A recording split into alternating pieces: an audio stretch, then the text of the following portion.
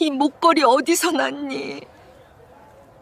그 순간 재벌 여회장 정지윤의 심장이 멎었습니다. 고아원 배식대 앞에서 마주한 10살 소년의 목에 11년 전 사라진 아들의 은목걸이가 걸려 있었기 때문입니다. 게다가 그 아이는 죽은 아들의 얼굴을 그대로 빼닮고 있었습니다. 하지만 분명히 들었습니다. 며느리는 아이를 지우고 돈을 들고 도망갔다고. 그렇다면 이 아이는 도대체 누구입니까? 그리고 더 충격적인 건 누가 왜 이 아이의 존재를 11년 동안 무슨 이유로 숨겨온 걸까요? 사연 시작 전에 구독과 좋아요 눌러주시고 어디서 듣고 계신지 댓글에 남겨주세요. 그곳에 행복이 가득하길 바랄게요. 벚꽃잎이 바람에 날려 어깨 위로 내려앉던 4월의 어느 오후였습니다. 지우는 검은색 세단 뒷좌석에 깊숙이 몸을 묻고 있었습니다. 차창 너머로 흩날리는 연분홍 꽃잎이 눈앞을 스쳐 지나갔지만 그녀의 눈에는 아무것도 들어오지 않았어요. 오른손에 쥔 낡은 사진 한 장만이 시야의 전부였습니다. 사진 속에는 20살 남짓한 청년이 환하게 웃고 있었어요. 지훈의 외아들 진우였죠. 11년 전 오늘이 진우의 기일이었습니다. 회장님, 고아원에 거의 다 왔습니다. 운전석에 김 비서가 조심스럽게 말했습니다. 지우는 대답 대신 고개를 천천히 끄덕였어요. 매년 이맘때면 지우는 어딘가에 봉사를 나갔습니다. 왜 그러는지 자신도 설명할 수 없었어요. 그저 가만히 앉아 있으면 가슴속 무언가가 터져버릴 것 같았고 남의 아이라도 따뜻한 밥 한 끼 먹이면 아들에게 못해준 것들이 조금은 덜어질 것 같았습니다. 도심에서 한참을 벗어나자 풍경이 달라지기 시작했어요. 높은 빌딩들이 사라지고 낡은 주택가가 나타났습니다. 페인트가 벗겨진 담벼락, 녹슨 대문, 금이 간 시멘트 길. 고아원은 그 끝자락 언덕 위에 있었어요. 3층짜리 건물은 곳곳이 허물어져 있었지만 마당에 벚나무 한 그루만은 눈부실 만큼 화사하게 꽃을 피우고 있었습니다. 지우는 차에서 내리며 깊은 숨을 들이마셨어요. 꽃향기가 코끝을 스쳤습니다. 그 향기가 11년 전 진우의 장례식장에 놓여있던 국화향기와 겹쳐지는 바람에 지우는 잠깐 발걸음을 멈춰야 했어요. 가슴 한가운데가 쿡 찔리는 것 같았습니다. 지우는 직접 앞치마를 두르고 배식대 앞에 섰습니다. 하얀 밥과 된장국, 계란말이, 소박한 식단이었지만 아이들은 줄을 서며 눈을 반짝였어요. 한 명 한 명에게 밥을 퍼주면서 지훈의 얼굴에 희미한 미소가 번졌습니다. 아이들의 손은 작고 따뜻했어요. 이 순간만큼은 아들을 잃은 어미가 아니라 그냥 밥을 퍼주는 할머니일 수 있었습니다. 줄이 거의 끝나갈 무렵이었습니다. 마지막 아이 하나가 식판을 들고 다가왔어요. 10살쯤 되어 보이는 남자아이였습니다. 다른 아이들과 달리 눈을 마주치지 않았어요. 고개를 숙인 채 식판만 내밀었고 입술은 꾹 다물어져 있었습니다.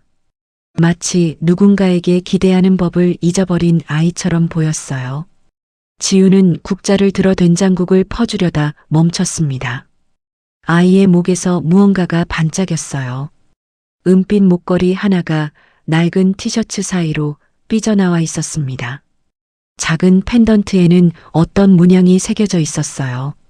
지훈의 눈동자가 그 문양 위에 고정되었습니다. 세상이 멈춘 것 같았습니다. 국자를 쥔 손에서 힘이 빠져나갔어요. 된장국이 식판 가장자리로 흘러넘쳤지만 지우는 알아차리지 못했습니다. 귓속에서 심장 소리가 북처럼 울렸어요. 11년 전이 떠올랐습니다. 진우가 집을 나서던 그날이었어요. 29살의 아들은 현관에서 구두도 제대로 신지 못한 채 돌아섰습니다. 지훈이 내민 손을 뿌리치고 목에 걸린 은목걸이만 꽉 움켜쥔 채 문을 나섰죠. 그 목걸이는 진우가 태어났을 때 지훈이 직접 가문의 문양을 새겨 만들어준 것이었습니다. 세상에 단 하나뿐인 어미와 아들을 잇는 유일한 끈이었어요. 지금 이 아이의 목에 걸린 것이 바로 그 목걸이였습니다. 같은 문양, 같은 크기. 11년의 세월에 검게 변색되었지만 지훈이 직접 새긴 그 무늬만큼은 선명하게 남아 있었어요. 할머니, 괜찮아요? 아이가 작은 목소리로 물었습니다. 걱정이 아니라 경계에 가까운 눈빛이었어요. 지훈은 애써 미소를 지었습니다. 입꼬리가 올라가는데 온 힘이 들었어요. 국이 넘쳤네. 미안하구나. 좀 덜어줄게. 지훈은 식판에서 된장국을 조금 덜어내면서 최대한 자연스러운 목소리로 말했습니다. 그런데 목걸이가 참 예쁘다. 누가 줬니? 아이는 본능적으로 한 손을 올려 목걸이를 감쌌습니다. 마치 누가 빼앗을까봐 지키려는 것처럼요. 그 작은 손동작 하나에 지훈의 가슴이 뜨끔했어요. 엄마가 줬어요. 아이의 목소리는 작았지만 단단했습니다. 아빠 거였대요. 엄마가 그랬어요. 아빠가 제일 소중하게 갖고 있던 거라고. 지훈의 눈시울이 뜨거워졌습니다. 입술을 깨물며 겨우 참았어요. 하지만 표정은 끝까지 무너뜨리지 않았습니다. 그래, 소중한 거구나. 잘 간직해야겠네. 아이는 고개를 살짝 끄덕이더니 식판을 들고 자리를 잡으러 갔습니다. 아이의 뒷모습을 지우는 돌처럼 굳은 채 바라봤어요. 작은 어깨, 마른 목덜미, 그 위로 흔들리는 은빛 목걸이, 그리고 아까 잠깐 올려다보았던 아이의 얼굴. 짙은 일자, 눈썹, 똑바로 뻗은 콧날, 입꼬리가 살짝 내려간 얇은 입술. 진우가 어렸을 때 짓던 표정 그대로였어요. 배식이 끝나고 아이들이 식당을 빠져나간 뒤에도 지우는 한동안 움직이지 못했습니다. 앞치마를 벗는 것조차 잊은 채 배식대에 두 손을 짚고 서 있었어요. 지우는 원장실로 향했습니다. 걸음이 빨라졌어요. 뒤따라오는 김비서에게는 눈길도 주지 않았습니다. 원장실 문을 두드리자 50대 초반의 여성이 문을 열었습니다. 지우는 자리에 앉아 최대한 자연스럽게 하지만 목소리가 떨리지 않도록 입술에 힘을 주며 물었어요. 아까 마지막에 줄 섰던 남자아이요. 목에 은목걸이를 건 후원을 생각하고 있어서 좀 알고 싶은데요. 원장의 표정이 살짝 어두워졌습니다. 아, 동훈이요. 올해 들어온 지 석 달 정도 됐어요. 어머니가 편찮으셔서 데려오셨는데 그날 어머니가 얼마나 우셨는지 지훈의 심장이 귀 뒤에서까지 뛰는 것 같았어요. 아버지는요? 돌아가셨다고 들었습니다. 동훈이가 태어나기도 전에요. 지훈의 시야가 흔들렸습니다. 찻잔을 집어들었지만 손이 떨려서 내려놓아야 했어요. 두 손을 무릎 위에 포개며 떨림을 감췄습니다. 그 아이 어머니 성함이 어떻게 되나요? 원장은 서류철을 뒤적였습니다. 어머니 성함은 이연희 씨입니다. 말기암으로 치료 중이시라고요. 이연희. 지훈의 입에서 그 이름이 소리 없이 흘러나왔습니다. 11년 전 아들이 사랑했던 바로 그 여자의 이름이었어요.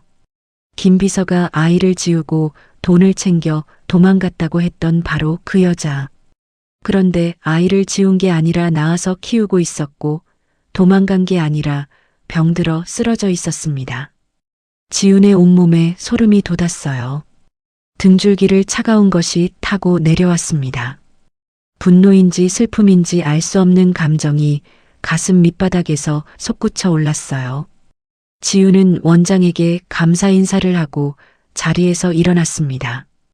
다리가 후들거렸지만 원장 앞에서는 내색하지 않았어요. 70평생을 살면서 체득한 것이 있다면 무너지는 건 혼자 있을 때 해야 한다는 것이었습니다. 마당으로 나서자 벚나무 아래에 동훈이 혼자 앉아 있었습니다. 다른 아이들은 삼삼오오 모여 뛰어놀고 있었지만 동훈은 벚나무 그늘에 등을 기대고 무릎을 끌어안은 채 하늘만 올려다보고 있었어요. 목에 걸린 은목걸이가 햇빛에 반짝 빛났습니다. 지우는 복도 기둥에 몸을 기대고 손으로 입을 막았습니다. 소리 없는 울음이 터져 나왔어요. 어깨가 미세하게 떨렸고 눈에서 흘러내린 눈물이 손가락 사이로 새어 턱 밑으로 떨어졌습니다. 11년이었습니다. 11년 동안 손주가 있는 줄도 모르고 살았어요. 아들의 피가 흐르는 아이가 이 세상에 존재하고 있었는데 지우는 그 사실을 까맣게 모른 채 매년 아들의 기일에 남의 아이에게 밥이나 퍼주고 있었던 겁니다. 회장님, 차 준비됐습니다. 김 비서의 목소리가 등 뒤에서 들렸습니다. 지우는 재빨리 눈물을 닦고 돌아섰어요. 김 비서는 늘 하던 대로 한 발 뒤에 서서 고개를 살짝 숙이고 있었습니다. 온화한 미소가 입가에 걸려 있었어요. 하지만 지우는 보았습니다. 돌아서는 찰나 김 비서의 시선이 마당 쪽을 스쳤다는 것을. 벚나무 아래 앉아 있는 동훈을 향해 눈이 흘렀다가 순식간에 지훈에게로 돌아왔다는 것을요. 그 짧은 순간 김 비서의 눈 속에 서린 것은 걱정도 호기심도 아니었습니다. 차갑고 날카로운 무엇이었어요. 마치 감시하는 사람의 눈빛 같았습니다. 지우는 아무것도 눈치채지 못한 얼굴로 걸음을 옮겼습니다. 가지. 세단이 고아원을 빠져나가는 동안 지우는 창밖을 바라봤습니다. 사이드미러의 벚나무가 점점 작아지고 있었어요. 11년 전 김 비서의 말을 곧이곧대로 믿었던 자신이 한심했습니다. 아이를 지우고 도망갔다는 그 말 한마디에 더 이상 찾지 않았던 자신이 원망스러웠어요. 그리고 방금 김 비서의 눈빛. 저 사람이 정말 충직한 비서이기만 한 건지 11해 동안 한 번도 의심해 본 적 없던 질문이 처음으로 머릿속을 파고들었습니다. 지우는 주머니 속 사진 위에 손을 올렸습니다. 그리고 창밖으로 시선을 돌리며 속으로 중얼거렸어요. 진우야, 조금만 기다려라. 엄마가 반드시 알아낼 테니. 차 안에는 벚꽃 향기와 침묵만이 가득했습니다. 아무도 입을 열지 않았지만 두 사람 모두 알고 있었어요. 오늘 이후로는 아무것도 갖지 않을 거라는 것을요. 벚꽃은 여전히 바람에 흩날리고 있었습니다. 하지만 그 꽃잎 아래에서 11해 동안 묻혀있던 진실이 아주 천천히 고개를 들기 시작하고 있었어요. 세단이 도심을 향해 달리는 동안 지우는 눈을 감았습니다. 창밖으로 스쳐 지나가는 가로수 그림자가 눈꺼풀 위로 어른거렸어요. 머릿속에서는 11년 전의 기억이 필름처럼 풀려나가고 있었습니다. 그의 겨울이었어요. 진우가 거실에 서서 한 장의 사진을 내밀었습니다. 수수한 얼굴에 웃음이 가득한 젊은 여자였어요. 진우의 목소리는 떨리면서도 단단했습니다. 어머니, 이 사람과 결혼하고 싶습니다. 지우는 사진을 받아들지 않았어요. 여자의 이름은 이연희. 대학 근처 작은 식당에서 일하는 부모도 재산도 없는 아이였습니다. 재벌가의 며느리가 될 수 있는 조건은 어디에도 없었어요. 안 된다. 내가 어떤 자리에 있는 사람인지 잊었니? 지훈의 목소리는 차가웠습니다. 하지만 그 안에는 아들을 향한 걱정이 단단하게 뭉쳐 있었어요. 가난한 집안과 엮이면 진우가 고생할 거라는 확신이 있었거든요. 진우는 사진을 도로 주머니에 넣으며 고개를 숙였습니다. 한참을 그렇게 서 있더니 낮은 목소리로 말했어요. 그럼 저는 이 집을 나가겠습니다. 지우는 웃었습니다. 아들이 설마 그러겠느냐는 뜻이었어요. 29회를 키운 아들이었습니다. 한 번도 어미 말을 거역한 적 없는 착하고 고분고분한 아이였어요. 그런데 진우는 정말 나갔습니다. 다음 날 아침 진우의 방은 텅 비어 있었어요. 옷가지 몇 벌과 기타 하나만 가져갔습니다. 서랍 위에는 짧은 메모가 놓여 있었어요. 죄송합니다, 어머니. 하지만 이것만은 양보할 수가 없습니다. 그 메모 위에 떨어진 물자국이 마르지 않은 채 번져 있었습니다. 지우는 그날 하루 종일 아들의 빈 방에 앉아 있었어요. 저녁이 되어서야 자리에서 일어났습니다. 아들이 돌아올 거라고 믿었어요. 일주일이면 아무리 길어도 한 달이면 돌아올 줄 알았습니다. 하지만 진우는 돌아오지 않았어요. 연락도 없었습니다. 전화는 꺼져 있었고 주소도 알 수 없었어요. 지우는 김 비서에게 아들을 찾으라고 지시했지만 김 비서는 매번 고개를 저었습니다. 아직 못 찾았습니다, 회장님. 조금만 더 시간을 주십시오. 그 말을 들을 때마다 지우는 가슴이 조여왔지만 자존심이 발목을 잡았어요. 내가 먼저 찾아가면 지는 거라는 어리석은 고집이었습니다.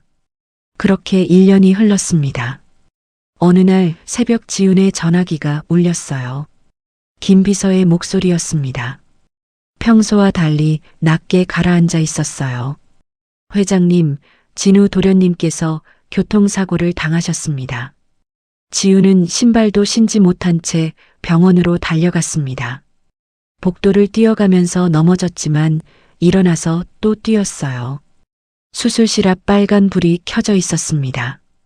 지우는 그 불빛 아래 주저앉아 두 손을 모았어요. 살려만 주세요. 제발 제 아들만 살려주세요.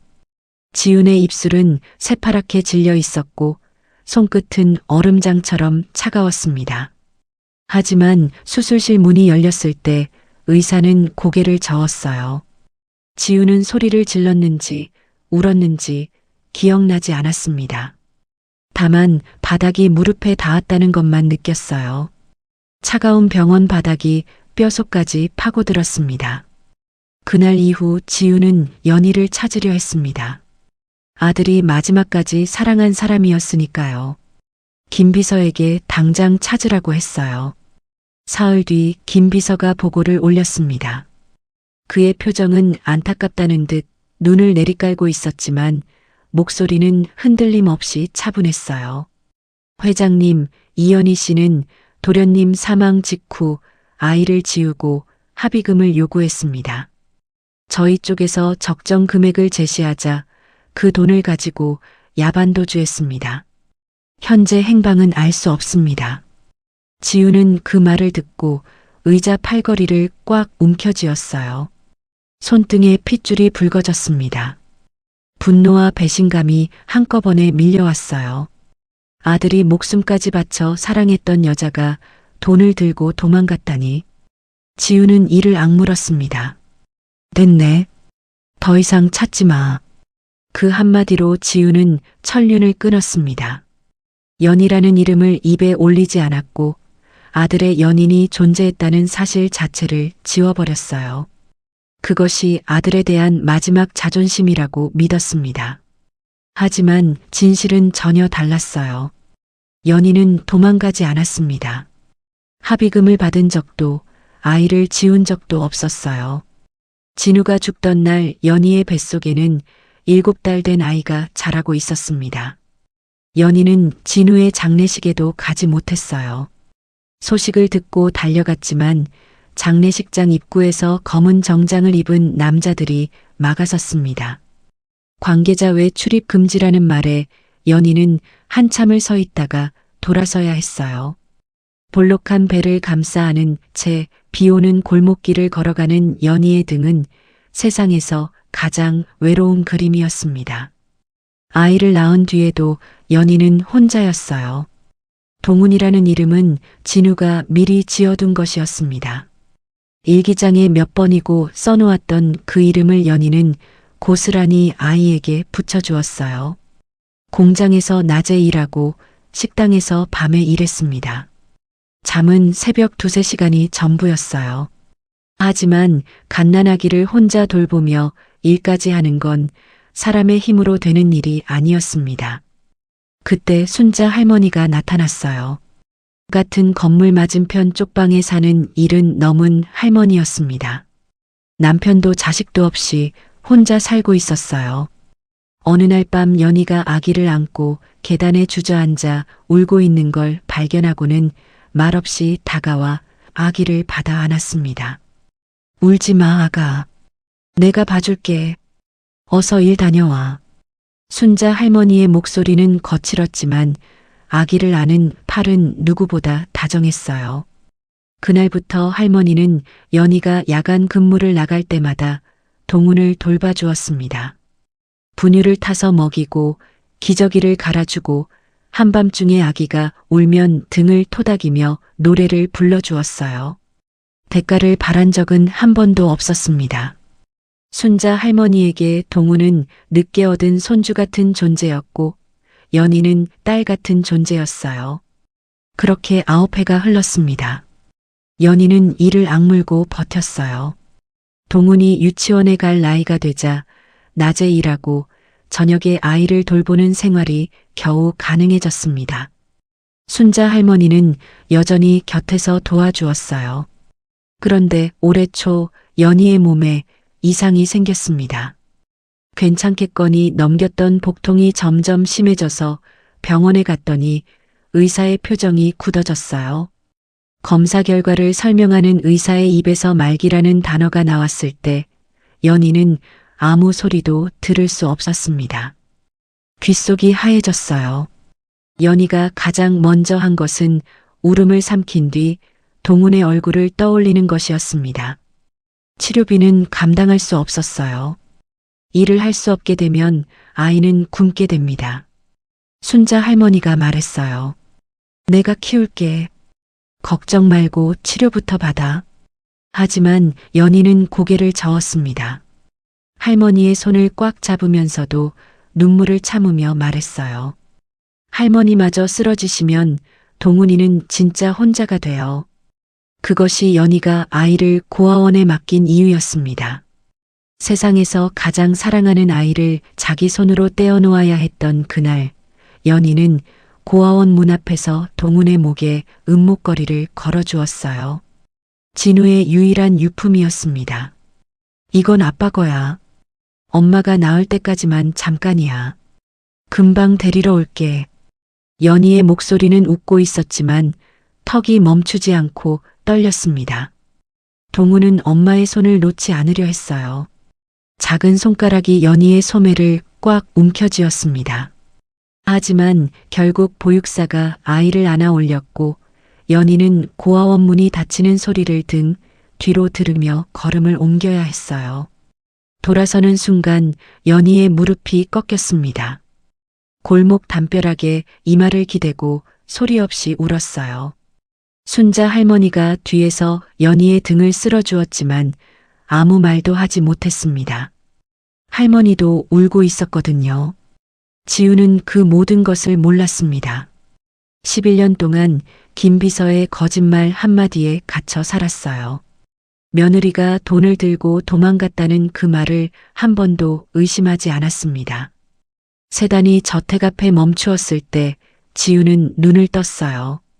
창밖에는 어둠이 내려앉기 시작하고 있었습니다.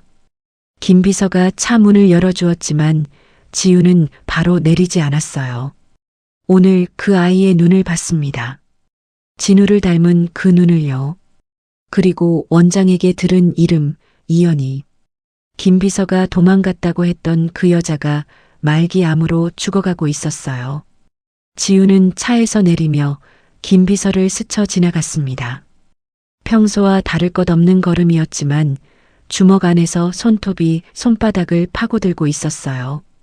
현관문을 닫고 혼자가 된 뒤에야 지우는 벽에 등을 기대고 천천히 주저앉았습니다. 어둠 속에서 지훈의 눈만이 젖은 채 빛나고 있었어요. 11년이었습니다. 되돌릴 수 없는 11년이요. 하지만 지훈은 알고 있었어요. 이제부터가 시작이라는 것을. 그날 밤 지훈은 잠을 이루지 못했습니다. 서재 책상 위에 아들의 사진을 꺼내놓고 한참을 들여다봤어요.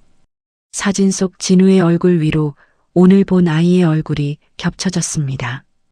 같은 눈썹, 같은 콧날, 같은 인매. 우연이라고 하기엔 너무 닮아 있었어요. 그리고 김비서의 눈빛이 떠올랐습니다. 마당 쪽 아이를 스치듯 바라보던 그 차가운 시선. 고아원 원장이 말했던 수상한 남자의 이야기까지. 지훈의 머릿속에서 퍼즐 조각들이 어지럽게 흩어져 있었어요. 지훈은 전화기를 들었습니다. 새벽 1시가 넘은 시각이었지만 망설이지 않았어요. 화면에 뜬 이름은 오래전 저장해둔 번호였습니다. 장형사. 남편이 살아있을 때부터 집안의 뒷일을 믿고 맡겼던 사람이었어요. 몇 해 전 은퇴한 뒤로는 사설 탐정 일을 하고 있다고 들었습니다. 신호음이 3번 울리고 굵직한 목소리가 들렸어요. 회장님, 이 시간에 무슨 일이십니까? 지우는 잠시 숨을 고른 뒤 입을 열었습니다. 목소리가 떨리지 않도록 턱에 힘을 주었어요. 사람 하나 찾아야 하네. 그리고 아이 하나의 핏줄을 확인해야 해. 아무도 모르게. 전화기 너머로 잠깐 침묵이 흘렀습니다. 탐정은 더 묻지 않았어요. 알겠습니다. 내일 뵙겠습니다. 다음 날 오후 지우는 김 비서에게 피로가 심하니 오늘은 일정을 비우겠다고 말했습니다. 김 비서가 걱정스러운 표정으로 고개를 숙였지만 지우는 손을 저었어요. 쉬면 나아질 거네. 혼자 있고 싶으니 퇴근하게. 김 비서가 떠난 뒤 지우는 직접 운전대를 잡았습니다. 도심 외곽의 조용한 찻집에서 탐정을 만났어요. 탐정은 50대 후반의 건장한 남자였습니다. 은퇴 후에도 날카로운 눈빛은 여전했어요. 지우는 차를 한 모금 마신 뒤 말을 꺼냈습니다. 아들 진우의 이야기, 11년 전의 사고, 김 비서의 보고, 그리고 어제 고아원에서 만난 아이. 이야기가 길어질수록 지훈의 목소리는 낮아졌고 찻잔을 쥔 손가락 끝이 하얗게 질려갔어요. 탐정은 한마디도 끊지 않고 끝까지 들었습니다. 그리고 메모장을 덮으며 물었어요. 유전자 검사를 하려면 아이의 검체가 필요합니다. 어떻게 하시겠습니까? 지우는 잠시 생각에 잠겼어요. 고아원에 들어가서 아이의 물건을 가져오는 건 현실적으로 어려웠습니다. 그렇다고 아이에게 직접 말할 수도 없었어요. 아직 아무것도 확실하지 않았으니까요. 탐정이 먼저 방법을 제안했습니다. 제가 고아원에 간식을 가져가겠습니다. 아이들과 자연스럽게 어울리면서 확보하죠. 이틀 뒤 탐정은 커다란 비닐봉지 2개를 들고 고아원을 찾았습니다. 한 봉지에는 과자가, 다른 봉지에는 주스가 가득 들어 있었어요. 아이들이 우르르 몰려들었습니다. 탐정은 넉살 좋은 웃음으로 과자를 나눠주며 아이들 사이에 섞여들었어요. 동우는 무리에서 떨어져 벽에 등을 기대고 서 있었습니다. 다른 아이들이 과자를 집어갈 때도 움직이지 않았어요. 탐정이 과자 하나를 들고 다가갔습니다. 너도 하나 먹어봐. 맛있어. 동우는 고개를 저었어요. 탐정은 억지로 권하지 않았습니다. 대신 동훈 옆에 나란히 서서 아이들이 뛰노는 마당을 함께 바라봤어요. 잠시 침묵이 흐른 뒤 동훈이 먼저 입을 열었습니다. 아저씨는 누구예요? 지나가다 들른 사람이야.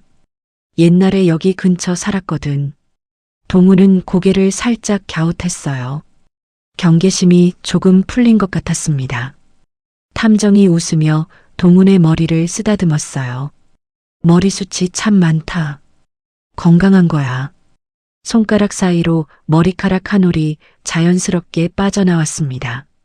탐정은 그것을 재빨리 주머니 속 비닐 봉투에 넣었어요. 동훈은 알아채지 못했습니다. 고아원을 나선 탐정은 곧장 검사기관으로 향했습니다.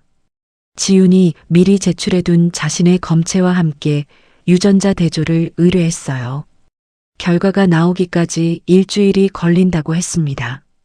그 일주일이 지훈에게는 한 달처럼 느껴졌어요. 밤마다 잠을 설쳤고 낮에는 평소와 다름없이 회사를 다녔습니다. 김비서 앞에서는 어떤 내색도 하지 않았어요. 70평생을 살면서 익힌 얼굴 관리였지만 이번만큼은 견디기 힘들었습니다. 탐정은 유전자 검사 결과를 기다리는 동안 다른 조사도 병행했어요. 순자 할머니를 찾는 데는 오래 걸리지 않았습니다. 연희가 살던 건물은 그대로 남아 있었고 순자 할머니는 여전히 같은 쪽방에서 살고 있었어요. 탐정이 문을 두드리자 허리가 굽은 할머니가 문을 열었습니다. 누구세요? 실례합니다, 할머니. 동훈이라는 아이에 대해 여쭤볼 게 있어서요. 동훈이라는 이름을 듣자 할머니의 눈이 금세 촉촉해졌어요. 문을 활짝 열어주며 안으로 들어오라고 했습니다. 좁은 방 안에서 순자 할머니는 연희와 동훈의 이야기를 풀어놓았습니다. 진우가 죽은 뒤 연희가 얼마나 힘들게 버텼는지 갓난아기를 안고 밤마다 울었다는 것, 자신이 야간에 아이를 돌봐주었다는 것, 그리고 올해 초 연희가 암 판정을 받고 무너지듯 주저앉았다는 것. 내가 키우겠다고 했어요. 진짜로요. 이 늙은 몸이라도 동훈이를 데리고 있겠다고 했는데 할머니의 목소리가 떨렸습니다.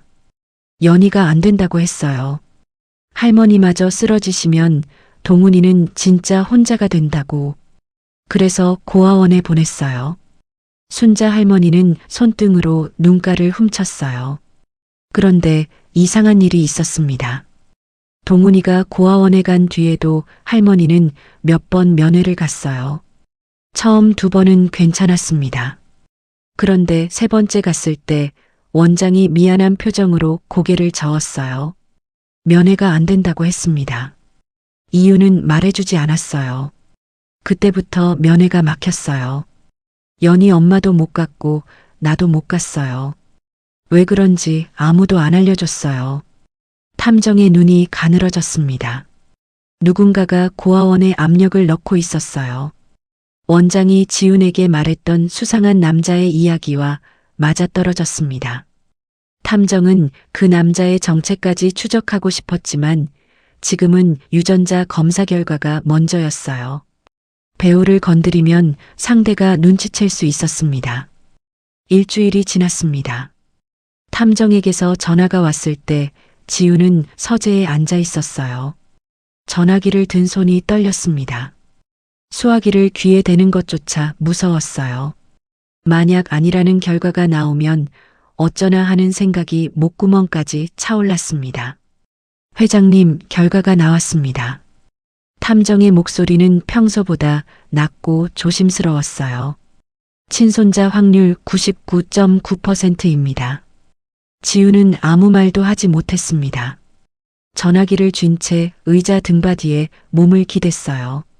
천장이 흐릿하게 번져 보였습니다. 눈에서 뜨거운 것이 줄줄 흘러내렸어요. 입술을 꽉 깨물었지만 소리가 새어나왔습니다. 끊어진 신음 같은 울음이었어요. 99.9% 진우의 아이였습니다. 지훈의 핏줄이었어요. 11년 동안 이 세상 어딘가에 살아있었던 손주가 고아원 배식줄 끝에 서 있었던 겁니다. 지훈은 사진 속 진우를 바라봤습니다. 눈물 때문에 아들의 얼굴이 일렁였어요. 진우야, 내 아이가 살아있었어. 목소리가 갈라졌습니다. 엄마가 몰랐어. 11년을 몰랐어. 지우는 한참을 울었습니다. 소리를 죽이지 않았어요. 서재 문은 닫혀 있었고 저택 안에 아무도 없었으니까요. 70평생 남 앞에서 눈물 한 번 제대로 보이지 않았던 여자가 그날 밤만큼은 어린아이처럼 울었습니다. 눈물이 마른 뒤에도 지우는 한동안 자리에서 일어나지 못했어요. 하지만 가슴속에서 슬픔과 함께 다른 것이 올라오고 있었습니다.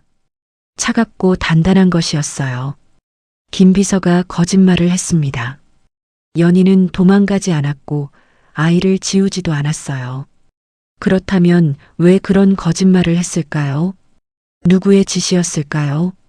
지우는 눈물 자국이 마른 얼굴로 창밖을 바라봤습니다. 어둠 속에서 지훈의 눈만이 날카롭게 빛나고 있었어요. 슬픔의 눈물은 끝났습니다. 이제부터는 진실을 파헤칠 차례였어요. 유전자 검사 결과를 받은 다음 날 지우는 탐정에게 한 가지를 더 부탁했습니다. 동훈이 어머니를 찾아주게. 이연이라는 사람이야.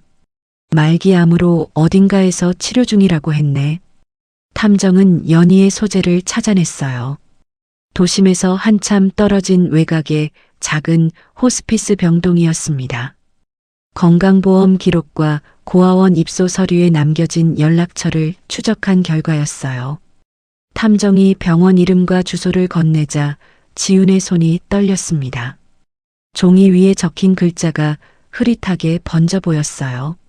11년 동안 죽은 줄도 도망간 줄도 알았던 며느리가 지금 이 순간에도 숨을 쉬고 있었습니다.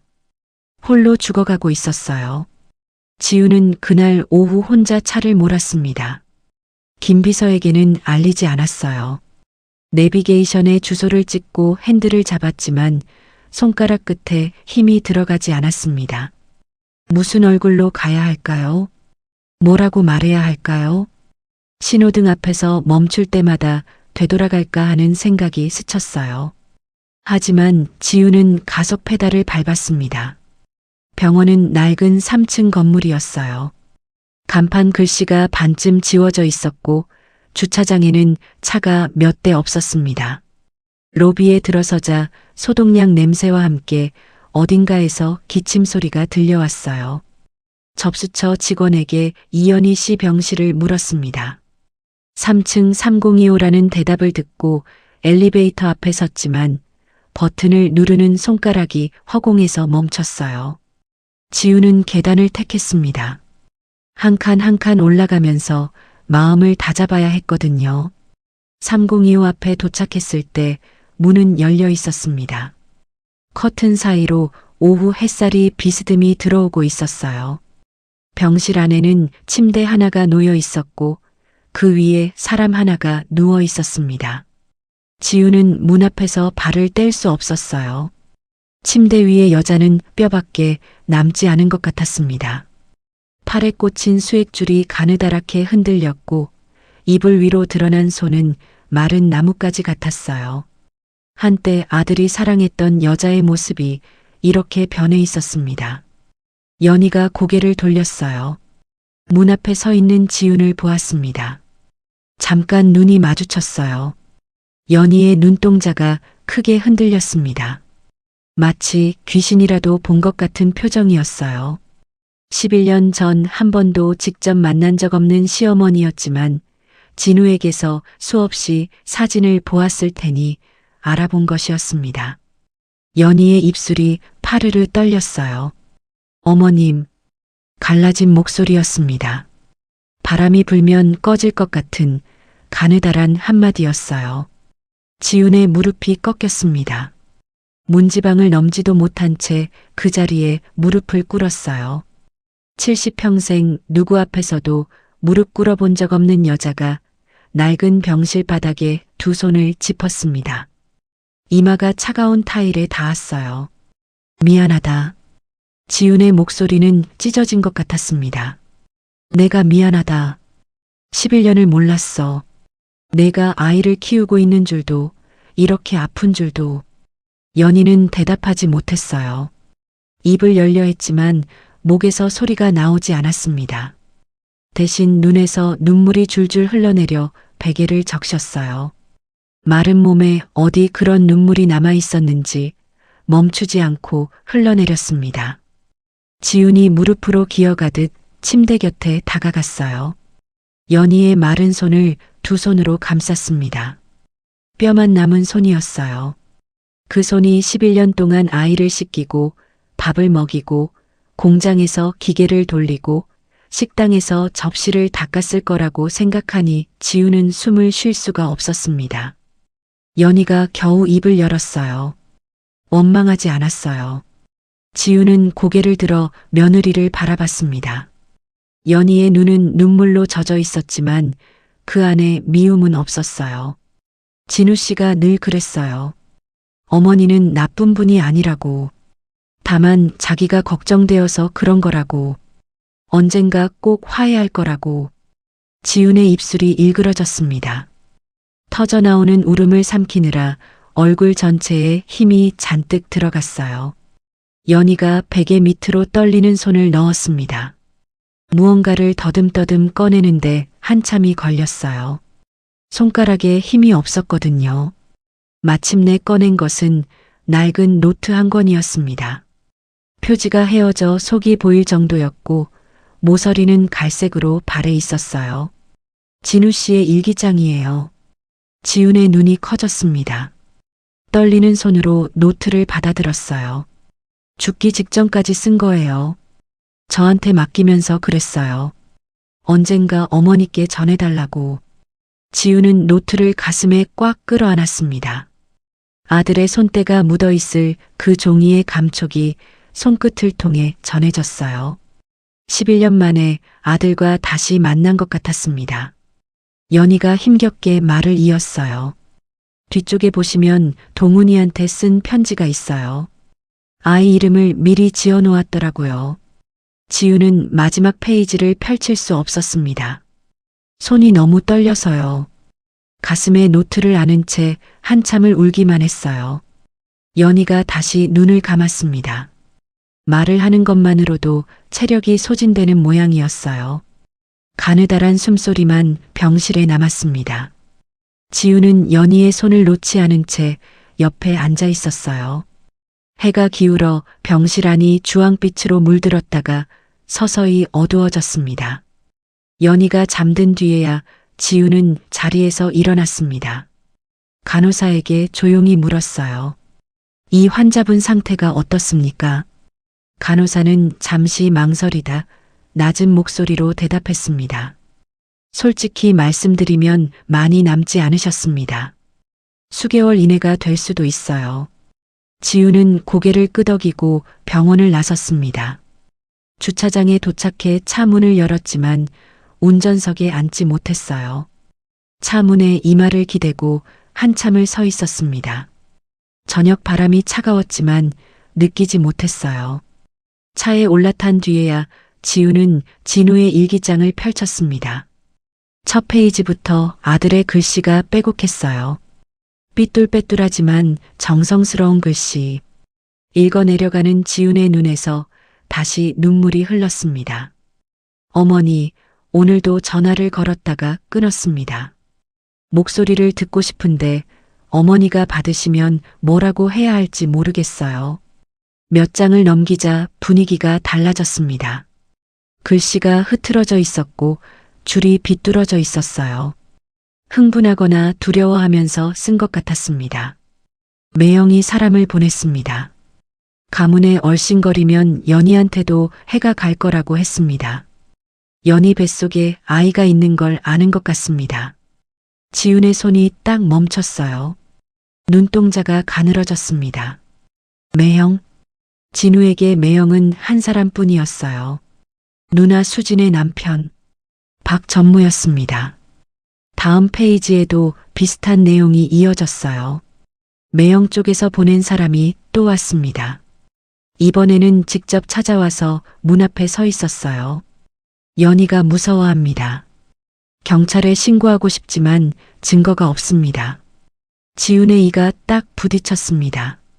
손가락이 하얗게 질릴 만큼 노트를 꽉 쥐고 있었어요.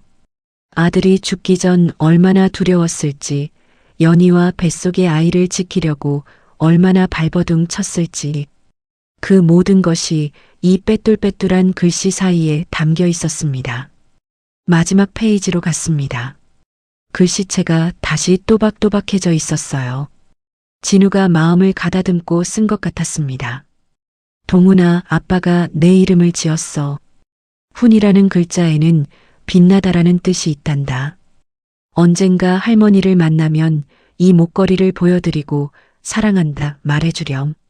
아빠가 못다한 말이야. 지우는 더 이상 읽을 수 없었습니다. 노트를 가슴에 꽉 안고 운전석에서 소리 없이 울었어요. 핸들 위에 이마를 대고 어깨를 들썩이며 아무도 없는 주차장에서 한참을 울었습니다. 아들은 알고 있었어요. 누군가 자신을 위협하고 있다는 것을, 그리고 그것이 다른 사람도 아닌 매형이라는 것을. 하지만 증거가 없어서 연희를 지켜야 해서 아무에게도 말하지 못한 채 궁지에 몰려 있었습니다. 그 상태에서 사고를 당한 거예요. 지훈의 눈에서 눈물이 마르고 있었습니다. 그 자리를 차갑고 단단한 것이 채워가고 있었어요. 분노였습니다. 11년 동안 잠들어 있던 것이 한꺼번에 깨어나는 것 같았어요. 지훈은 노트를 조심스럽게 조수석에 내려놓았습니다. 그리고 시동을 걸었어요. 백미러에 비친 자신의 얼굴은 눈물 자국이 남아 있었지만 눈빛만은 칼날처럼 서 있었습니다. 진우야, 다 알아냈어. 지훈의 목소리는 낮았지만 흔들리지 않았습니다. 누가 너를 그렇게 만들었는지 엄마가 반드시 밝혀낼 거야. 차는 어둠 속을 달렸습니다. 조수석 위 낡은 노트가 가로등 불빛에 잠깐 빛났다가 다시 어둠에 묻혔어요. 하지만 그 안에 적힌 아들의 글씨는 11년의 침묵을 깨뜨릴 가장 무거운 증거가 되어 지훈의 곁에 놓여 있었습니다. 지훈은 일기장을 3번 읽었습니다. 첫 번째는 눈물 때문에 제대로 읽지 못했어요. 두 번째는 아들의 글씨 하나하나를 손가락으로 짚어가며 읽었습니다. 세 번째는 눈물을 거두고 메모를 하며 읽었어요. 감정이 아니라 증거를 찾기 위해서였습니다. 매형이라는 단어가 일기장에 17번 나왔습니다. 매형이 사람을 보냈다. 매형 쪽에서 연락이 왔다. 매형이 회사 지분 문제로 압박한다. 하나같이 진우를 궁지로 몰아넣는 내용이었어요. 지우는 메모지 위에 한 글자를 적었습니다. 박전모. 진우의 매형이자 딸 수진의 남편이었어요. 지우는 탐정을 다시 불렀습니다. 이번에는 찻집이 아니라 저택 서재에서 만났어요. 김 비서가 출근하기 전 이른 아침이었습니다. 지우는 일기장을 탐정 앞에 펼쳐놓았어요. 이 일기장에 적힌 내용을 뒷받침할 증거를 찾아줘야겠네. 탐정은 메모를 하나씩 읽어내려갔습니다. 눈빛이 점점 날카로워졌어요. 그리고 하나 더 있네. 지우는 잠시 말을 멈췄습니다. 다음 말을 꺼내는데 시간이 필요했어요. 11년을 믿었던 사람에 대한 의심을 입 밖으로 내는 일이었으니까요. 김 비서를 조사해주게. 그 사람이 왜 나한테 거짓말을 했는지 알아야겠어. 탐정은 고개를 끄덕였습니다. 서재를 나서기 전 탐정이 한마디 덧붙였어요. 회장님, 상대가 눈치채면 증거를 없앨 수 있습니다. 평소와 똑같이 행동하셔야 합니다. 지우는 고개를 끄덕였어요. 그날부터 지우는 회사에서 김 비서를 대할 때 단 한 번도 다른 표정을 짓지 않았습니다. 서류를 건네받을 때도, 차에 오를 때도, 일정을 보고받을 때도 늘 하던 대로였어요. 70평생을 재벌가 안주인으로 살아온 여자의 얼굴 관리는 완벽했습니다. 하지만 서재에 혼자 앉는 밤이면 주먹이 떨렸어요. 탐정은 박 전무의 자금 흐름부터 추적했습니다.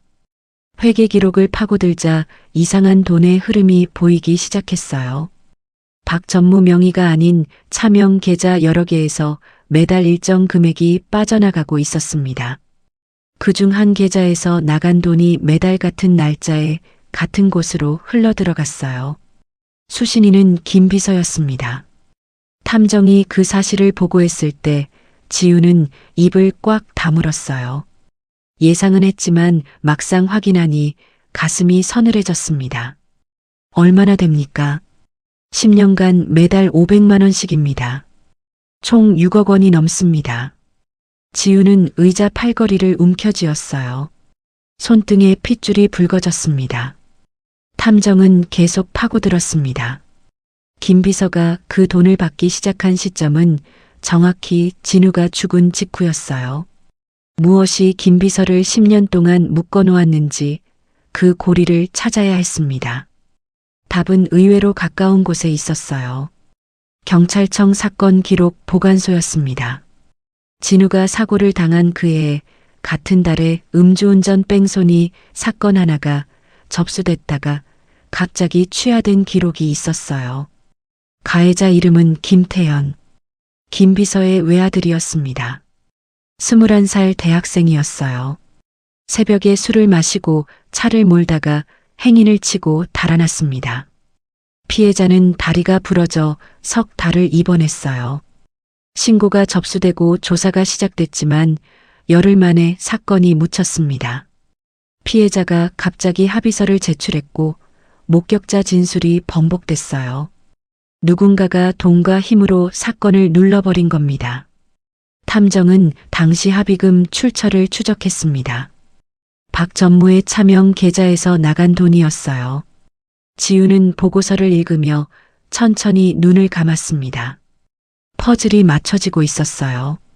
박 전무는 진우를 제거할 계획을 세우면서 동시에 김 비서를 소나기에 넣을 카드가 필요했습니다. 마침 같은 시기에 김 비서 아들의 사고를 알게 되었고 그것을 무마해주는 대가로 김 비서를 포섭한 거예요. 아들의 범죄를 들키지 않게 해주는 대신 시키는 대로 하라는 것이었습니다. 김 비서는 배신자이면서 동시에 자식 때문에 벗어나지 못하는 또 다른 부모였어요. 11년 전 연희가 도망갔다고 거짓 보고를 올린 것도 고아원에 압력을 넣어 면회를 차단한 것도 모두 박 전무의 지시였습니다. 탐정의 조사는 거기서 멈추지 않았어요. 박 전무의 비자금 규모는 생각보다 훨씬 컸습니다. 회사 돈을 빼돌려 만든 차명 계좌만 12개. 총액은 수백억 원에 달했어요. 그 돈으로 이사회표를 사고 경쟁자를 압박하고 김 비서 같은 사람들을 매수해왔던 겁니다. 하지만 지훈을 가장 아프게 한 건 돈이 아니었어요. 탐정이 마지막으로 보여준 기록이 있었습니다. 동훈이 고아원에 들어간 직후 박 전무가 김 비서에게 보낸 문자 메시지였어요. 아이가 고아원에 들어갔다. 절대 바깥으로 나오지 못하게 관리해. 회장이 알면 끝이야. 지우는 그 문자를 읽고 한동안 아무 말도 하지 못했습니다. 박 전무는 처음부터 동훈의 존재를 알고 있었어요. 10년 전 진우를 궁지로 몰아넣을 때부터 연희의 임신 사실을 알았고 동훈이 태어난 뒤에도 줄곧 감시해왔던 겁니다. 지훈이 죽고 나면 경영권을 독차지하기 위해 진우의 아이를 죽은 목숨 취급하며 고아원에 가둬놓은 것이었어요. 지훈은 보고서를 내려놓고 창가로 걸어갔습니다. 밤하늘에 별은 보이지 않았어요. 도심의 불빛이 모든 것을 삼키고 있었습니다. 지훈은 박 전무를 떠올렸어요. 처음 수진이 그 남자를 데려왔을 때가 생각났습니다. 말쑥하고 예의 바르고 야심이 있는 청년이었어요. 지우는 그 야심을 능력이라고 착각했습니다. 사위로 맞아들이고 회사의 요직을 맡겼어요. 하지만 박 전무에게는 야심 말고 다른 것이 있었습니다. 외부에서 들어온 사위라는 자리가 주는 열등감이었어요. 경영회의에서 진우가 발언할 때마다 박 전무의 눈이 어두워지는 것을 지우는 본 적이 있었습니다. 그때는 대수롭지 않게 넘겼어요. 그 열등감이 아들을 죽음으로 몰고 손주를 고아원에 가두는 데까지 이를 줄은 상상도 못했으니까요. 지훈의 딸 수지는 남편의 이 모든 행위를 전혀 모른 채 살아왔습니다. 남동생 진우의 죽음을 단순한 교통사고로만 알고 있었어요. 박 전무가 집에서는 다정한 남편 역할을 완벽하게 해냈기 때문이었습니다. 지우는 주먹을 꽉 쥐었어요. 손톱이 손바닥을 파고들었지만 아프지 않았습니다. 분노가 통증을 덮어버렸어요. 바로 그때 탐정에게서 긴급 연락이 왔습니다. 회장님, 박 전무 쪽이 움직이기 시작했습니다. 지훈의 눈이 가늘어졌어요. 김 비서가 오늘 저녁 박 전무를 만났습니다. 회장님이 고아원에 다녀온 걸 보고한 것 같습니다. 박 전무가 상당히 동요한 모양입니다. 지우는 이를 악물었어요. 고아원에 간 것을 김 비서가 눈치챘던 겁니다. 그날 마당에서 동훈을 바라보던 그 차가운 시선. 역시 단순한 의심이 아니었어요. 탐정이 말을 이었습니다. 도청까지는 못했지만 박 전무가 김 비서에게 뭔가를 지시하는 걸 확인했습니다. 표정으로 보아 상당히 급박한 내용이었습니다. 지우는 전화기를 꽉 쥐었어요. 그 아이를 지켜야 하네. 네, 이미 고아원 주변에 사람을 배치했습니다. 전화를 끊고 지우는 서재 의자에 앉았습니다. 등받이에 몸을 기대고 천장을 올려다봤어요. 심장이 빠르게 뛰고 있었지만 머리는 차갑게 돌아가고 있었습니다. 박 전무가 움직이기 시작했다는 건 시간이 없다는 뜻이었어요. 증거를 모으고 이사회를 열고 단죄하기까지의 시간과 박 전무가 동훈을 손에서 놓치지 않으려 발버둥 칠 시간 사이의 싸움이었습니다. 지우는 눈을 감았어요. 그리고 천천히 입을 열었습니다. 아무도 없는 서재에서 죽은 아들에게 하듯 혼잣말이었어요. 진우야, 내 아들은 엄마가 지킨다. 무슨 일이 있어도. 밤은 깊어가고 있었습니다. 서재의 불빛만이 어둠 속에서 홀로 켜져 있었어요. 그 불빛 아래 놓인 낡은 일기장과 두꺼운 보고서가 나란히 빛나고 있었습니다. 하나는 아들이 남긴 마지막 목소리였고 다른 하나는 적의 약점을 낱낱이 담은 무기였어요. 지우는 두 가지를 모두 손에 쥐고 있었습니다. 이제 남은 건 칼을 뽑는 일뿐이었어요. 그날 밤 10시가 넘은 시각이었습니다. 지우는 서재에서 이사회 준비 서류를 정리하고 있었어요. 박 전무의 비자금 장부 사본, 김 비서에게 보낸 송금 내역, 진우의 일기장 복사본, 한 장 한 장 순서를 맞추며 손끝에 힘을 주고 있었습니다. 전화기가 울렸어요. 탐정의 번호였습니다. 지우는 바로 받았어요. 하지만 수화기 너머로 들려온 탐정의 목소리는 평소와 달랐습니다. 빠르고 낮았어요.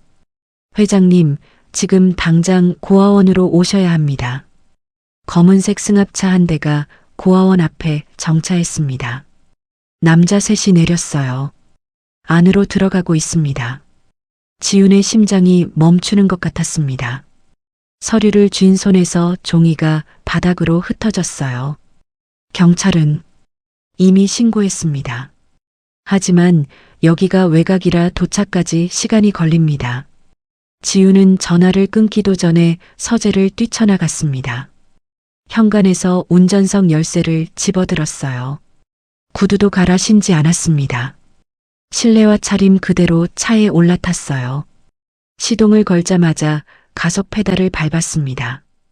밤길이 앞에서 검게 펼쳐졌어요.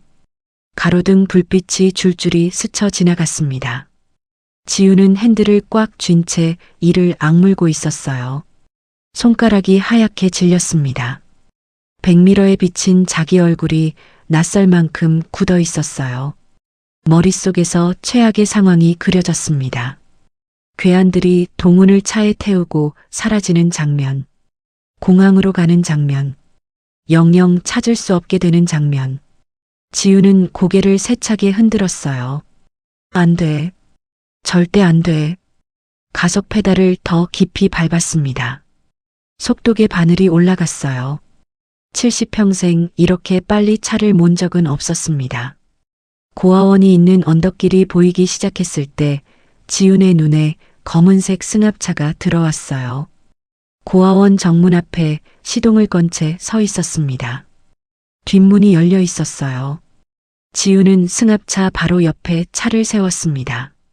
문을 열고 뛰어내렸어요.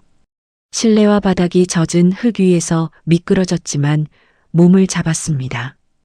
고아원 현관문이 벌컥 열려 있었어요. 안에서 아이의 울음소리가 들렸습니다. 지우는 뛰었습니다.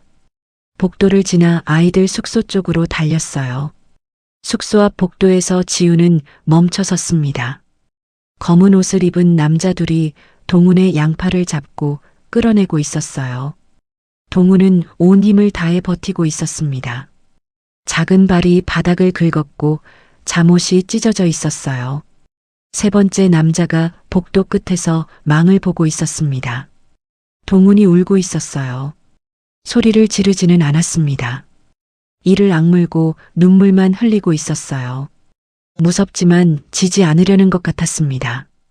지우는 그 모습을 보는 순간 몸이 먼저 움직였어요. 멈춰. 지훈의 목소리가 복도에 울렸습니다. 남자들이 돌아봤어요. 노인 한 명이 실내화를 신고 서 있는 모습에 잠깐 당황한 표정이 스쳤습니다.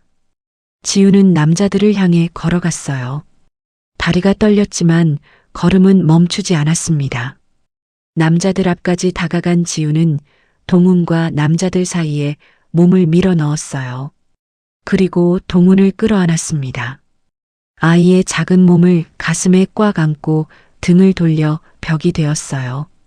남자 하나가 입을 열었습니다. 할머니, 비키세요.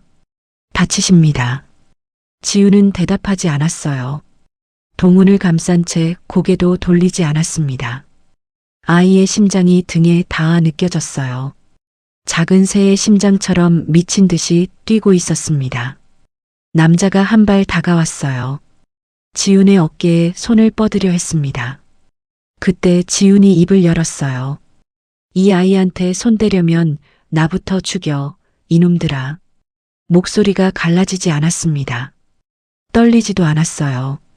70평생을 살아온 여자의 목소리에는 공포가 아니라 각오가 담겨 있었습니다. 목숨을 건 사람만이 낼 수 있는 차갑고 단단한 소리였어요. 남자들이 멈칫했습니다. 서로 눈짓을 주고받았어요. 노인을 해치라는 지시까지 받은 건 아닌 모양이었습니다. 하지만 빈손으로 돌아갈 수도 없는 눈치였어요. 한 남자가 다시 다가오려 했습니다. 지우는 동훈을 더 꽉 안았어요. 팔에 힘이 들어가 관절이 아팠지만 놓을 수 없었습니다. 절대로 놓을 수 없었어요. 바로 그때 멀리서 사이렌 소리가 들려왔습니다. 처음에는 희미했어요. 하지만 소리는 빠르게 가까워졌습니다. 빨간 불빛과 파란 불빛이 고아원 정문 쪽에서 번갈아 반짝이기 시작했어요. 남자들의 얼굴이 굳어졌습니다. 망을 보던 세 번째 남자가 뛰어왔어요. 경찰이다.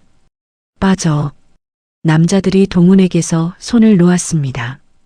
세 명이 복도를 내달려 뒷문 쪽으로 사라졌어요. 하지만 이미 탐정이 뒷문을 막고 있었습니다. 탐정과 함께 도착한 경찰이 남자들을 하나씩 바닥에 엎드리게 했어요. 고아원 복도에 정적이 내려왔습니다. 지우는 여전히 동훈을 안고 있었어요. 등을 돌린 채 벽처럼 서 있었습니다. 팔이 풀리지 않았어요. 놓으면 아이가 사라질 것 같았거든요. 동훈도 움직이지 않았습니다. 지훈의 품에 안긴 채 숨을 몰아쉬고 있었어요. 심장 소리가 조금씩 느려지고 있었습니다. 그때였어요. 동훈의 작은 손이 올라왔습니다. 지훈의 옷자락을 꽉 움켜쥐었어요. 아이의 손가락에 힘이 잔뜩 들어가 있었습니다. 마디마디가 하얗게 질릴 만큼요. 마치 이 손을 놓으면 다시 혼자가 될까봐 무서운 것처럼 작은 주먹이 지훈의 옷감을 꽉 붙들고 있었어요. 지훈은 그 손을 느끼는 순간 눈물이 터져 나왔습니다. 고아원 배식대 앞에서 경계의 눈빛으로 올려다보던 아이였어요. 낯선 어른이 건넨 과자도 고개를 저었던 아이였습니다. 누구에게도 기대지 않았던 아이가 지금 처음으로 사람의 옷자락을 붙잡고 있었어요. 지우는 동훈의 머리 위에 볼을 대고 속삭였습니다. 괜찮아. 할머니가 여기 있어. 아무데도 안 가. 동훈은 대답하지 않았어요. 하지만 옷자락을 쥔 손에 힘이 조금 더 들어갔습니다. 경찰이 복도로 들어와 상황을 정리했어요. 원장이 잠옷 차림으로 뛰어나왔고 다른 아이들이 겁에 질린 채 문틈으로 고개를 내밀고 있었습니다. 탐정이 다가와 낮은 목소리로 말했어요. 3명 다 잡았습니다. 신원 확인 중입니다. 박 전무 쪽 사람인지는 조사해봐야 알겠지만 승합차 안에 해외 항공권이 있었습니다. 내일 아침 인천발 비행기 표였어요. 지훈의 눈이 가늘어졌습니다.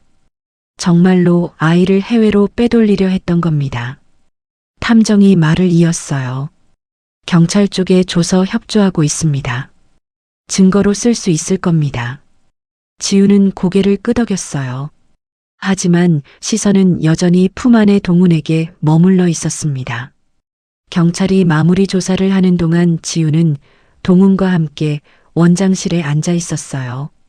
원장이 따뜻한 우유를 가져다 주었지만 동훈은 손을 대지 않았습니다. 고개를 숙인 채 무릎 위에 두 손을 올려놓고 있었어요. 아까 지훈의 옷자락을 움켜쥐었던 바로 그 손이었습니다. 지훈은 아이 옆에 나란히 앉아 아무 말도 하지 않았어요. 억지로 말을 시키거나 안심시키려 하지 않았습니다. 그냥 곁에 있었어요. 어깨와 어깨가 거의 닿을 만큼 가까이.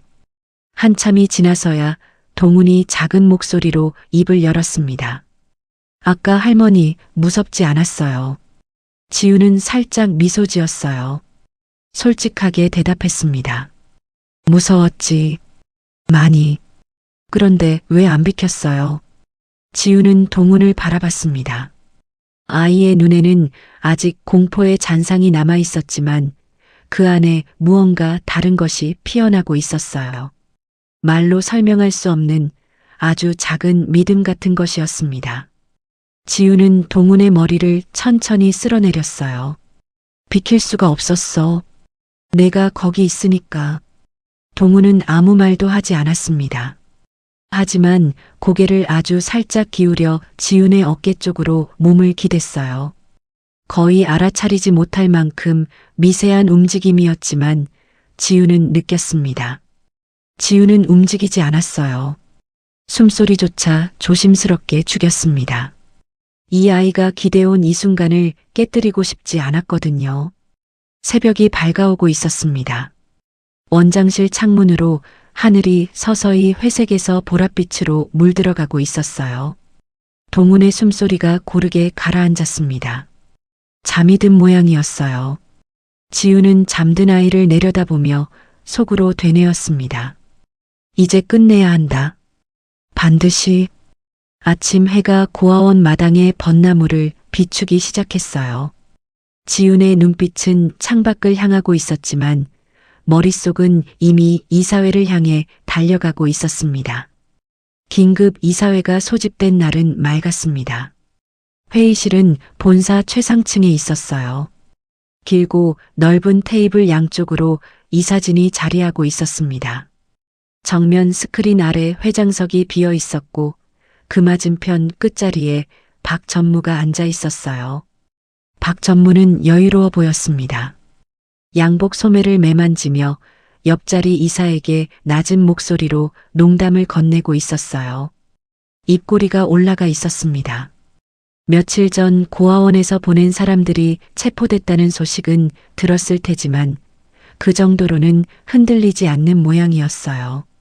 10년 넘게 쌓아 올린 인맥과 비자금이 자신을 지켜줄 거라고 믿는 얼굴이었습니다.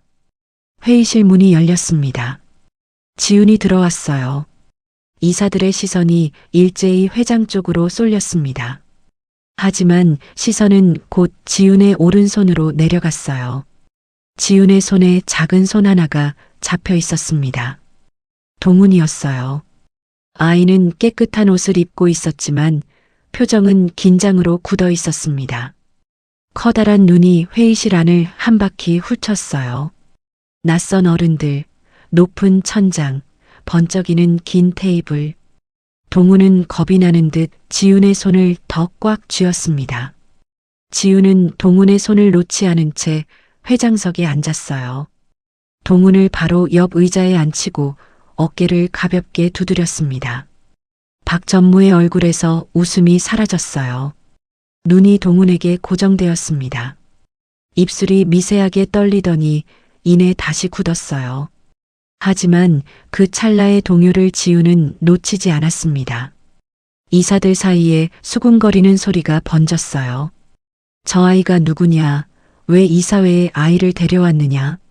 지우는 잠시 기다렸습니다. 소란이 가라앉기를요. 정적이 내려왔을 때 지훈이 입을 열었어요. 오늘 긴급 이사회를 소집한 이유를 말씀드리겠습니다.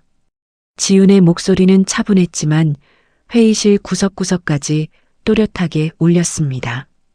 지훈은 탁자 위에 서류 뭉치를 올려놓았어요. 첫 번째는 낡은 노트였습니다.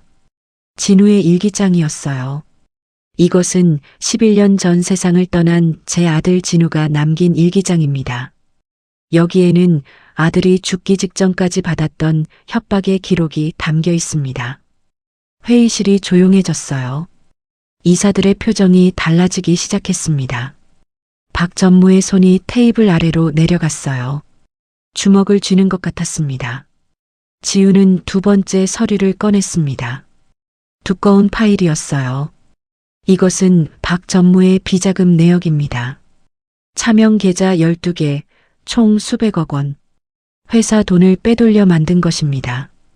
이사들 사이에서 숨소리가 터져 나왔어요. 몇몇은 서류를 향해 몸을 기울였습니다. 박 전무의 얼굴이 붉어지기 시작했어요. 세 번째 서류는 항공권 사본이었습니다. 사흘 전 이 회사의 전무가 보낸 사람들이 제 손주를 납치하려 했습니다. 해외로 빼돌리기 위해서였어요. 이것은 그때 압수된 항공권입니다. 박 전무가 자리에서 벌떡 일어났습니다.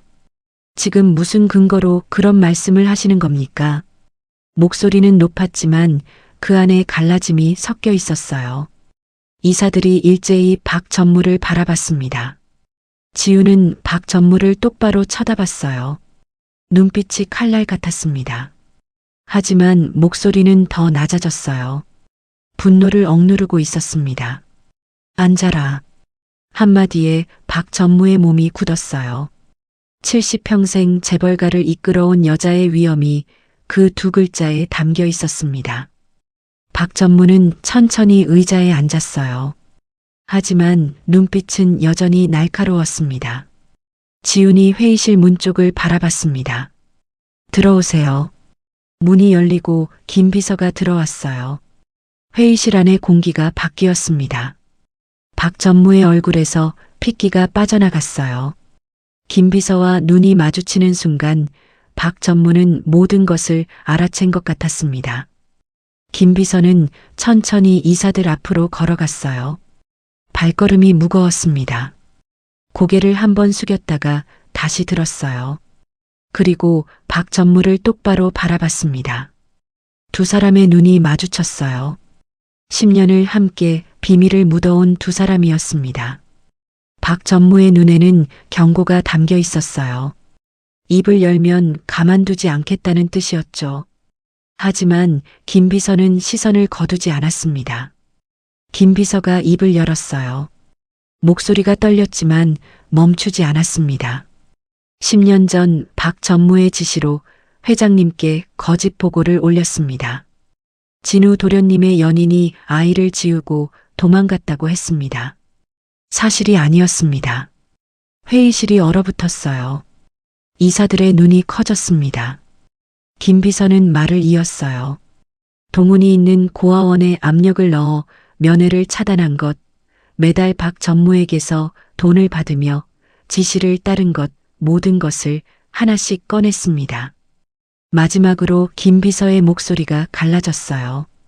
저도 제 아들 때문에 빠져나올 수 없었습니다. 김 비서의 눈에 눈물이 맺혔습니다. 하지만 그것이 이 아이에게 한 짓의 변명이 될 수 없다는 걸 압니다. 김 비서의 시선이 동훈에게 머물렀어요. 동훈은 무슨 말인지 다 이해하지는 못하는 것 같았지만 어른의 눈물을 보고 작은 손을 꼭 쥐고 있었습니다. 박 전무가 자리를 박차고 일어났어요. 이 배은망덕한 목소리가 회의실에 울렸습니다. 하지만 그 말을 끝내기도 전에 다른 목소리가 끊었어요. 진우가? 수진이었습니다. 지우는 오늘 이 자리에 딸을 불러놓았어요. 수진은 이사진 뒤쪽 구석 의자에 앉아 있었습니다. 처음에는 왜 긴급 이사회에 자신이 와야 하는지 모르겠다는 표정이었어요. 하지만 서류가 하나씩 공개되고 김 비서가 자백하는 동안 수진의 얼굴은 점점 하얗게 변해갔습니다. 수진이 자리에서 일어났어요. 다리가 휘청거렸습니다. 테이블 모서리를 잡고 겨우 몸을 지탱했어요. 남편을 바라보는 눈에 눈물이 그렁그렁 맺혀 있었습니다. 진우가 당신 때문에 죽은 거야? 수진의 목소리는 찢어지는 것 같았어요. 믿고 싶지 않다는 간절함과 이미 알아버렸다는 절망이 뒤섞여 있었습니다. 박 전무가 수진을 향해 손을 뻗었어요.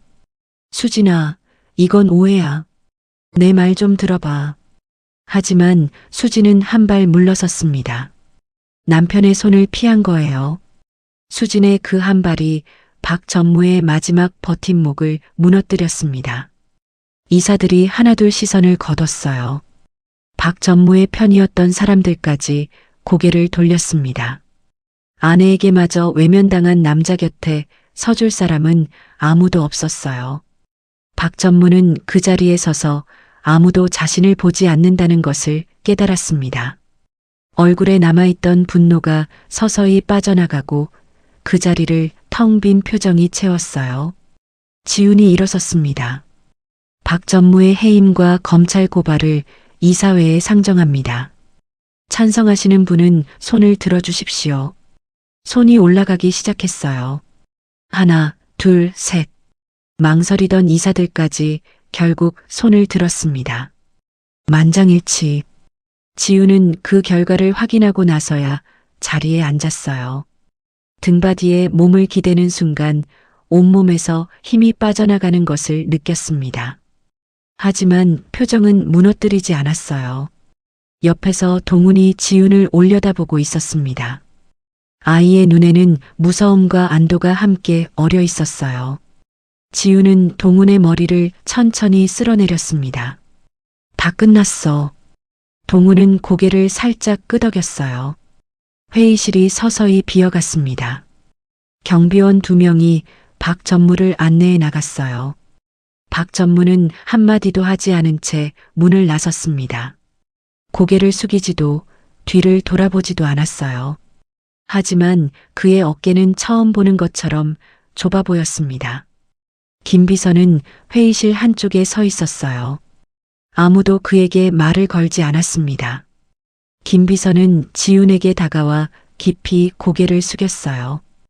회장님, 용서를 구할 자격이 없다는 걸 압니다. 지훈은 김 비서를 한참 바라봤어요. 분노가 없지는 않았습니다. 하지만 아들의 범죄를 감추기 위해 10년을 짓눌려 살아온 남자의 등이 지훈의 눈에도 보였어요. 지훈은 대답 대신 자리에서 일어났습니다. 동훈의 손을 잡고 회의실을 나섰어요. 복도는 조용했습니다.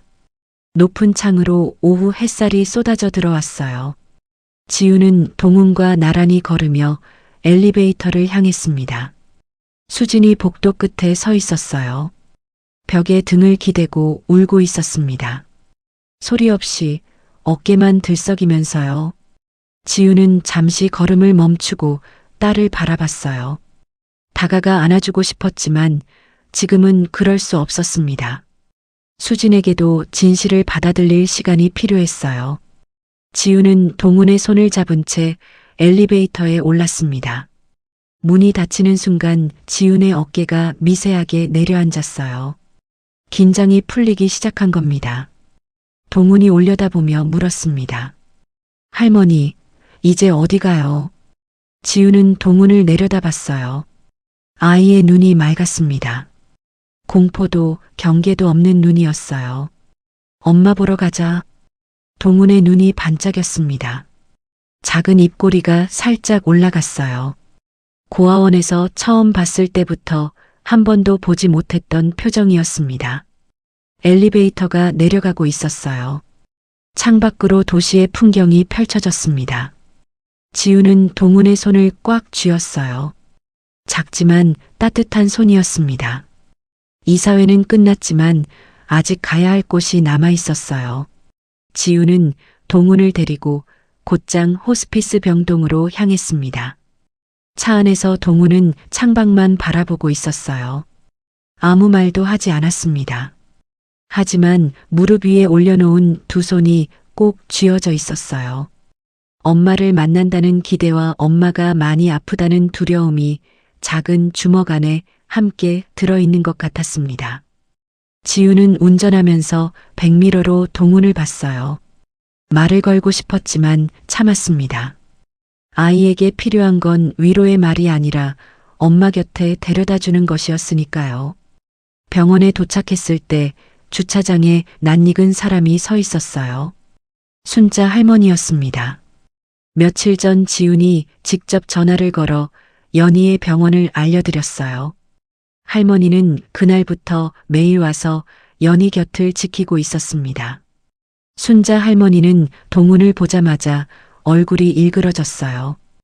허리를 굽혀 아이의 눈높이에 맞추더니 떨리는 손으로 동훈의 볼을 어루만졌습니다. 우리 동훈이 많이 컸네. 동훈은 할머니를 알아봤어요. 작은 목소리로 불렀습니다. 순자 할머니. 할머니는 대답 대신 동훈을 꽉 끌어안았어요. 아이의 등을 쓸어내리면서 입술을 꽉 깨물고 있었습니다. 울음이 새어나오지 않게 참는 것 같았어요. 지우는 두 사람이 인사를 마칠 때까지 한 발 뒤에서 기다렸습니다. 그리고 셋이 함께 엘리베이터에 올랐어요. 3층 복도는 조용했습니다. 소독약 냄새가 코끝을 스쳤어요. 302호 앞에 도착했을 때 지우는 동훈을 내려다봤습니다. 엄마가 많이 아프시단다. 놀라지 마. 동훈은 고개를 끄덕였어요. 하지만 입술이 파르르 떨리고 있었습니다. 문을 열었습니다. 병실 안은 오후 햇살로 가득했어요. 커튼 사이로 들어온 빛이 침대 위를 따스하게 비추고 있었습니다. 그 빛 안에 연희가 누워 있었어요. 지훈이 처음 찾아왔을 때보다 연희는 더 작아져 있었습니다. 볼이 더 깊이 꺼졌고 팔에 꽂힌 수액줄이 더 많아져 있었어요. 하지만 눈은 떠 있었습니다. 문이 열리는 소리에 고개를 돌렸어요. 연희의 눈에 동훈이 들어왔습니다. 입술이 벌어졌어요. 소리는 나오지 않았지만 입모양으로 알 수 있었습니다. 동훈아. 동훈은 문 앞에 서서 움직이지 못했어요. 석 달 만에 보는 엄마였습니다. 고아원에 갈 때 울지 않겠다고 약속했던 아이였어요. 그런데 지금 두 눈에서 눈물이 주르륵 흘러내렸습니다. 참으려 했지만 참을 수 없었어요. 동훈이 뛰었습니다. 짧은 복도를 달려가 침대 옆에 매달렸어요. 엄마의 이불 위에 얼굴을 묻고 소리 없이 울었습니다. 작은 어깨가 들썩들썩 흔들렸어요. 연희의 마른 손이 천천히 올라왔습니다. 떨리는 손가락이 동훈의 머리카락 위에 내려앉았어요. 쓸어내릴 힘조차 없었지만 손끝만은 아이의 머리 위에 머물러 있었습니다. 울지 마. 연희의 목소리는 바람 같았어요. 겨우 들릴 만큼 가느다랗고 끊어질 듯 이어졌습니다. 엄마 여기 있어. 동훈은 고개를 들었어요. 눈물 범벅이 된 얼굴로 엄마를 바라봤습니다. 그리고 침대 위로 올라가 엄마 곁에 누웠어요. 작은 몸을 엄마의 옆구리에 바짝 붙이고 손을 뻗어 엄마의 손을 잡았습니다. 연희의 눈에서도 눈물이 흘렀어요. 하지만 입가에는 미소가 있었습니다. 석 달 동안 보고 싶었던 아이가 곁에 있었으니까요. 그것만으로 충분한 것 같았어요. 지우는 침대 맞은편 의자에 앉았습니다. 가방에서 낡은 노트를 꺼냈어요. 진우의 일기장이었습니다. 연희야. 지훈이 부드럽게 불렀어요. 연희가 고개를 돌렸습니다. 이거 내가 갖고 있어야지. 지우는 일기장을 연희의 가슴 위에 올려놓았어요. 연희의 손이 일기장 표지를 더듬었습니다. 남편의 손때가 묻은 낡은 종이. 연희는 일기장을 품에 끌어안았어요. 남은 힘을 다해 두 팔로 감쌌습니다. 지우는 연희의 이마 위로 흘러내린 머리카락을 쓸어 넘겨주었어요. 11년 전에는 해주지 못했던 시어머니로서의 첫 손길이었습니다. 고생 많았어. 지훈의 목소리가 떨렸어요. 더 말하고 싶었지만 목이 막혔습니다. 연희는 지훈을 올려다봤어요. 눈물 사이로 미소가 번졌습니다. 입술이 움직였어요. 감사합니다. 두 글자였습니다. 연희가 지훈에게 처음이자 마지막으로 건넨 말이었어요. 원망도 탄식도 아닌 감사라는 말이었습니다. 동훈을 찾아준 것에 대한 감사, 마지막에 와준 것에 대한 감사, 그 안에 11년의 무게가 고스란히 담겨 있었어요. 연희는 천천히 눈을 감았습니다. 동훈의 손을 잡은 채 진우의 일기장을 품에 안은 채 오후 햇살을 얼굴에 받으며 조용히 숨이 가늘어져 갔어요. 동훈은 엄마의 손이 점점 차가워지는 것을 느꼈습니다. 손을 더 꽉 쥐었어요. 하지만 엄마의 손에서 힘이 돌아오지 않았습니다. 엄마. 동훈이 불렀어요. 대답이 없었습니다. 엄마. 한 번 더 불렀어요. 목소리가 갈라졌습니다. 지훈이 자리에서 일어나 침대 곁으로 갔어요. 동훈의 어깨를 안았습니다. 아이는 엄마의 손을 놓지 않은 채 지훈의 품에 얼굴을 묻었어요. 소리 없이 울었습니다.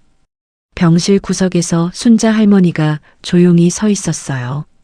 주름진 두 손을 가슴 앞에 모은 채 연희의 마지막을 지켜보고 있었습니다. 할머니의 눈에서 눈물이 흘렀지만 소리를 내지 않았어요. 10년이었습니다. 연희가 갓난아기를 안고 나타난 그날부터 야간 근무 때마다 아이를 돌봐주었던 날들부터 고아원 앞에서 함께 울었던 그날까지 순자 할머니가 대신 채워왔던 가족의 빈자리가 이제 비로소 제자리를 찾는 순간이었어요. 할머니는 연희의 발끝에 있는 이불자락을 조심스럽게 여며주었습니다. 마지막으로 해줄 수 있는 것이 그것밖에 없었어요. 잘 가, 연희야. 고생 많았어. 할머니의 속삭임은 병실의 고요 속으로 스며들었습니다. 해가 기울었어요. 병실 안의 빛이 주황빛에서 보랏빛으로, 보랏빛에서 남빛으로 바뀌어 갔습니다.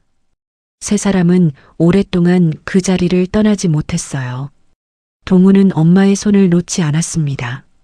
차가워진 손이었지만 놓을 수 없었어요. 지훈이 동훈의 등을 천천히 쓸어주었습니다. 엄마는 아프지 않은 곳으로 간 거야. 동훈은 대답하지 않았어요.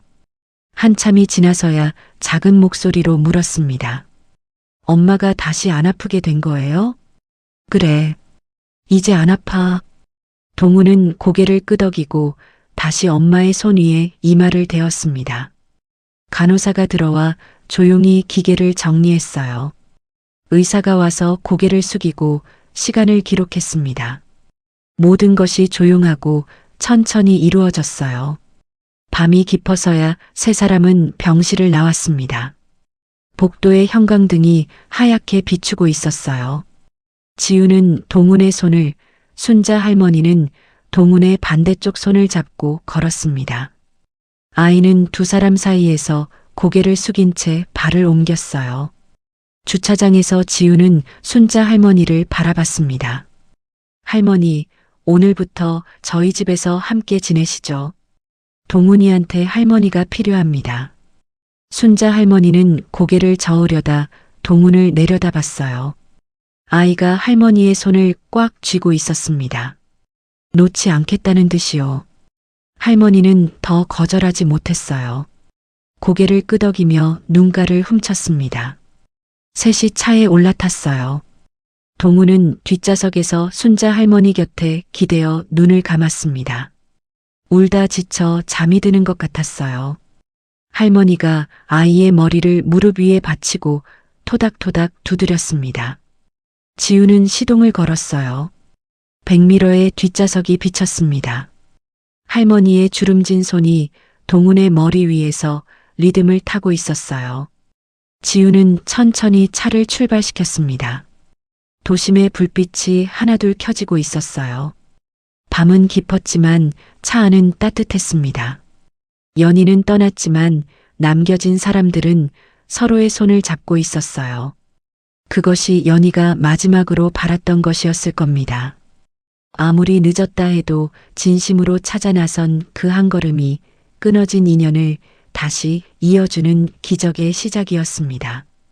오늘 이야기가 마음에 남으셨다면 구독과 좋아요 부탁드리고요. 어떤 마음으로 들으셨는지 댓글로 남겨주세요. 감사합니다.